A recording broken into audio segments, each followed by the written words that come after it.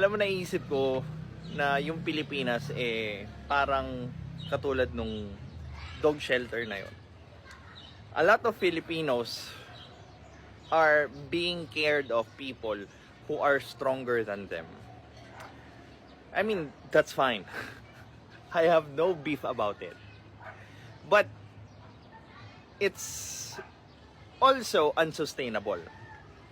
Katulad nga nung nakita nyo doon sa video nila na nanghihingi na sila ng donasyon because they cannot keep up doon sa good deeds na ginagawa nila.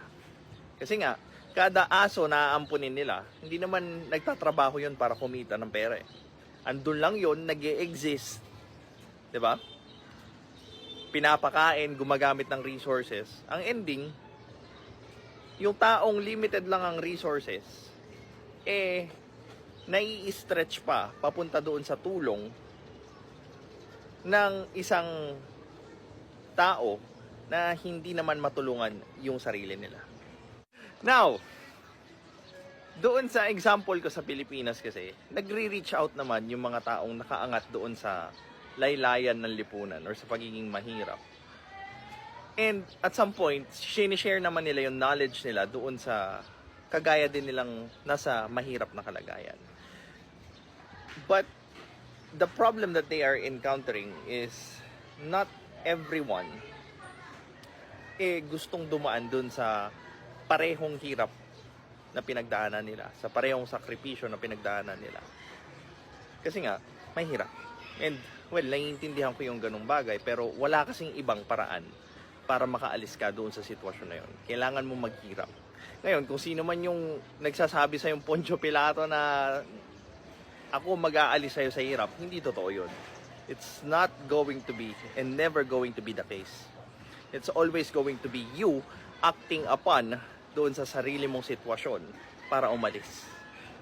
Sa panahon ngayon, marami yung magsasabi na, ako, ang iyong abang lingkod, ang magtatrabaho para sa inyo, para umalis kayo sa kahirapan na kinasasadlakan nyo. Woo!